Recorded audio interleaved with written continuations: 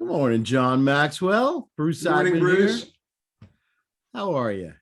I'm fantastic. Good. Now it's cold in Chicago. It's still cold in Pawleys Island, South Carolina. Different definitions of cold, I think. So thanks for joining me this morning. We're talking about story, and I've known you for almost 20 years. Almost 20. We're bucking up against 20 years. That's a long time in my book. It is. It's the privilege of growing old together. Nice. Separate states, but together. Anyway, you were kind enough to chime in on one of my favorite topics, which is storytelling. But from a corporate standpoint, really, from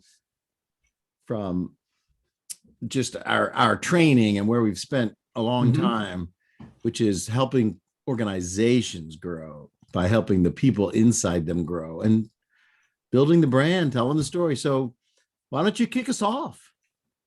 Well, first of all, thank you, Bruce. I appreciate you inviting me to your podcast. When you approached me on this story, this topic of brands as stories, I was really intrigued because of some of my own experience. Look, before I was in training and coaching, I was in marketing. I mean, a long time ago, I understood that brands are really stories in the mind of the audience. Or to say it differently, the stories can become the brand. Right. And we've seen that over and over again, lots of examples. And all the great brands have a story that we can tell about them. We understand, what the story is, how they became that brand. And I think the strength of the brand really lies in the values it represents. And when people like and connect with those values, they're inevitably drawn to the brand. And so that's why I think this whole topic of storytelling and brand is really relevant. So that's kind of been my experience on that. One of the things and Bruce, you and I have exchanged on this before, I'm a writer. Yes, you are. I'm a poet and a novelist. And for a long time, I've been attracted to storytelling. And I've shared some of my stories and poems with you, right? And they're very good. Thank you very much. Poems, short stories, even training materials. I appreciate that. You're a creator, which I thank you very much. Enjoy. But I had to study how to do this. I was a writer just to be a writer, but I had to study how to do it. And as I started writing novel, right? I studied John Truby has a fine book on storytelling called The Anatomy of Story. And I learned a lot from that because I learned that all good stories are about the journey of the main character. And we talk about in branding, brands are often associated with people, right?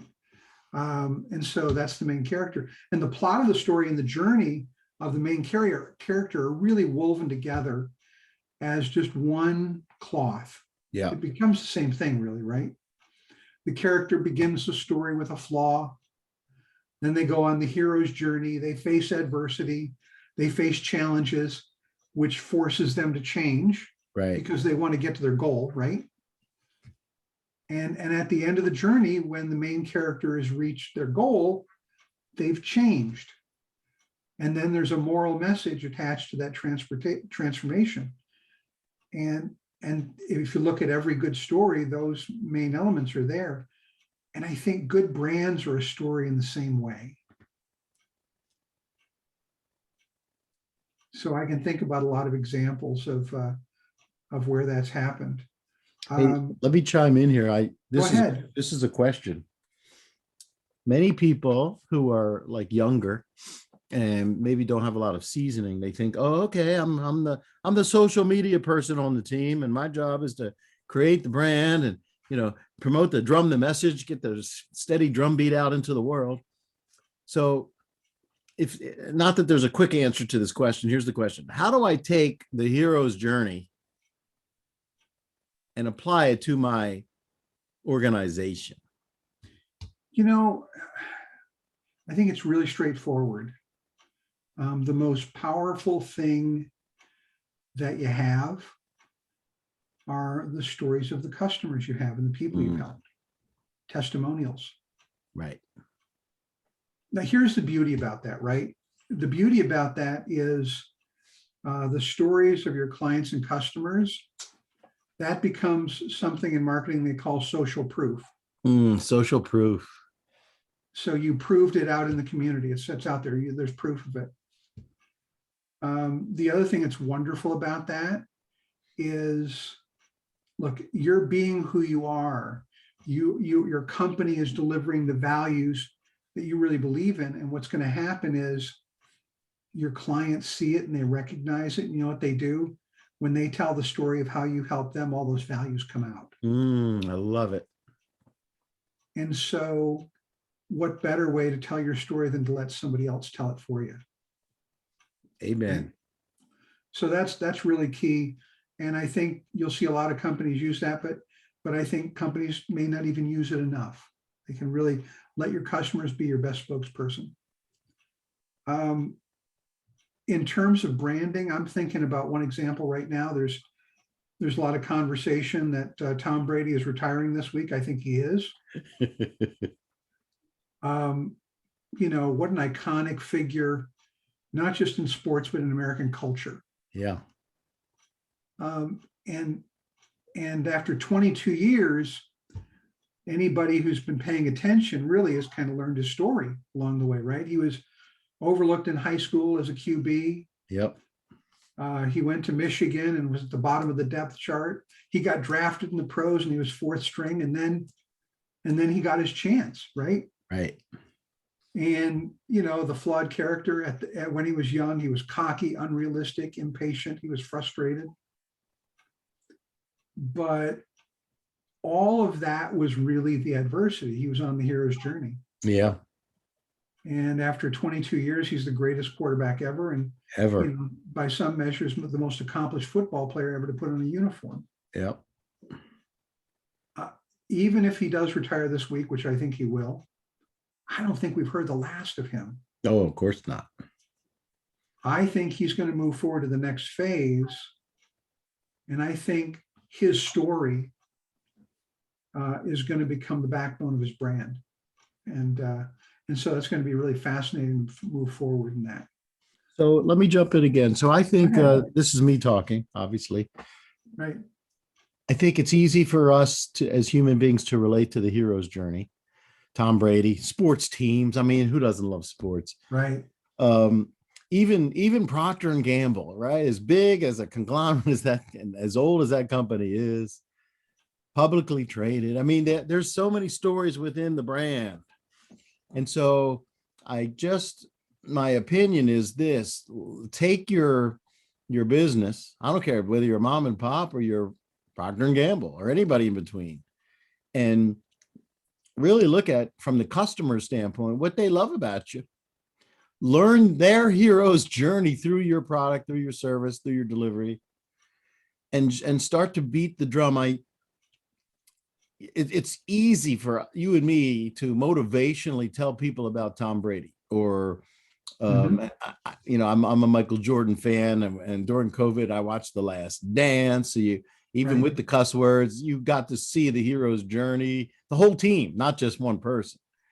So it's easy for us to swap these hero journey stories through sports, and that gets me motivated. My point is this: you, Joe average man, Joe average woman in corporate America or in small business America, you have the opportunity to craft and build your company's story. It's already there. It exists, you know, long before you showed up, and you have the ability to promote it.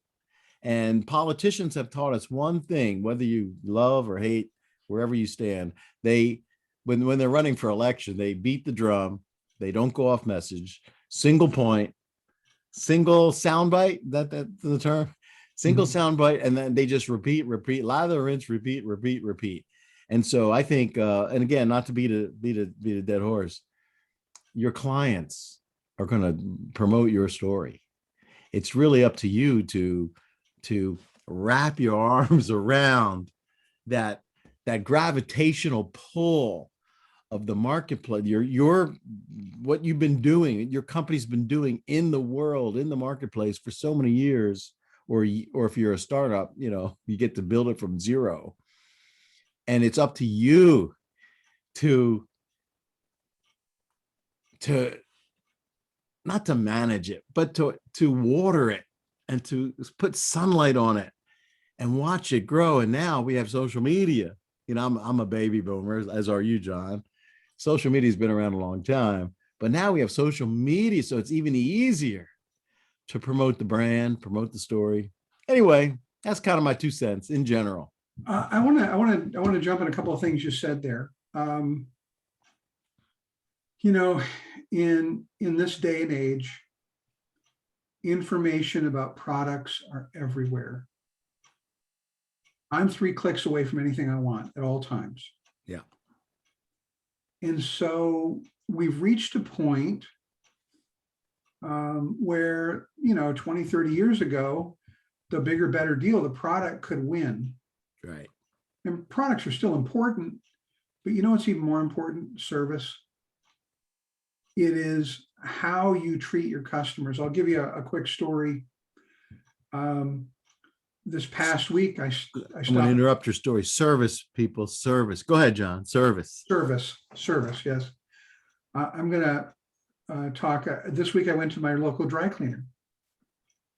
And this is a guy who has dry cleaners have really struggled during the pandemic. But this guy, wonderful guy, Bill has been there for 40 years. Ooh. And as everybody comes in the front door, he calls them by their first name, asks them how they're doing. And so dry cleaning is a commodity, but Bill's not a commodity. And so we always have the ability to differentiate ourselves with service and how we support our customers. And so I think that's incredibly important. So I think that's a key thing. I think when you look at your brand and who you are, you got to have integrity. Oh, man. Now let's talk about what that means, because I think a lot of people can just jump up and down, wave their arms and say, this is who we are, we're great at this, right? But I think audiences are much more sophisticated. I think years ago you could get away with that. But now the audiences pay close attention, not just to what you say, but what do you do, right? And in a lot of ways, some maybe the audiences are a little cynical. But as you can maintain a consistency of that voice, maintain a consistency, you're always true to what you say you are and who you are and what you do. You build a trust that's very, very durable. And so I think the small business owner can do that. Sure. With service, how you treat people. This is the fundamental, elemental thing in business, is really the relationship with the customer. And so that's a space to create differentiation and create brand. Well done. Seen it many times. So this, I think this kind of leads me into this whole idea about personal branding. And I don't think a lot of people think that they, as an individual, have a brand. You absolutely do. Yeah. Absolutely do. And so I think every single person is a personal brand. You, me, all of us, right? And another word for that is reputation. Even inside corporate America. Absolutely. Even inside, it's very important inside, it's very important outside. You're always on stage. You're always on stage, right? Yeah. And so, as I talk to people, a lot of folks say, I want to be this, I want to be that, because they think that's what people are looking for. And some of the tough conversations I have as I coach them, I got to say, look, the easiest person for you to be is you. And it's going to be okay. It's going to be fine, right? So be you, and be you and stand for the things that you stand for, your personal values. When people understand what you stand for, they want to stand with you. Okay. And so stand tall. Don't be shy about letting people know your values. And inevitably, they're going to be drawn to you. If you're fake, it doesn't work.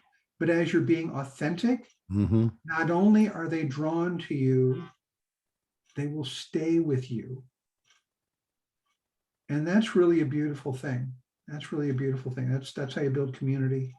And that's I think the way a lot of people build a great business. And just to connect the dots for people in your own minds, John and I are, what John is talking about is you're a leader without a title. We don't care what your title is. Right. When you get a paycheck and you have an employer and you have your supervisors, 4 people from the top of the organization, that's fine. You're a leader without a title. And that's what we're talking about. We're not talking about, the person in charge. You're in charge. Yeah. Yeah.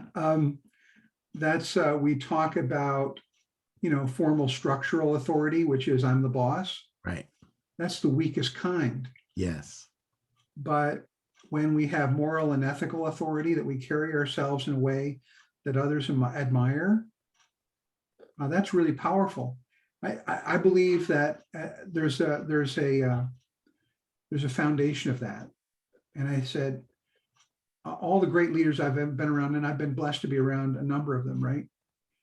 Treat people with kindness and respect. You're right. Fundamentally, treat people with kindness and respect. Stand for the best things. Stand for your values and stand for the best things and have integrity in that. And people respect it. And so treat people with kindness and respect, be who you are, stand for the things you stand for. And then, really just take care of your customers. I don't think there's a lot more that needs to be said there. If you do that stuff, I think every business can do it. So when, as a big picture, as I think about this, each person listening to this podcast, whether they intend to or not, they've got a personal brand. And I think of the brand as it's like a mighty tree that takes root in your story. And the roots of your story and your brand are really your personal core values. Because that's the only thing that has, that has real integrity to it, right? So have the integrity to be who you are, rather than who you think others want you to be. Don't do that. And as you tell and retell your story on multiple platforms, emphasize and harmonize with those core values. And I think the people that really care about those values are going to be drawn to you. And I think this is how every person finds their audience. And I think this is how businesses great and small are built. And so I think this is a wonderful topic, Bruce. And I appreciate you inviting me to talk on this. This is something I really care about. You did great. The other John Maxwell, everybody. Thank you very much. I appreciate that. You have a website you'd like to share with people? Thegrowthpath.net. Can you say it one more time? Thegrowthpath.net. Perfect. Very awesome. Good. Thanks, right. John. Thank you, Appreciate Bruce. your help today. You're awesome. Appreciate it. Bye. Yep.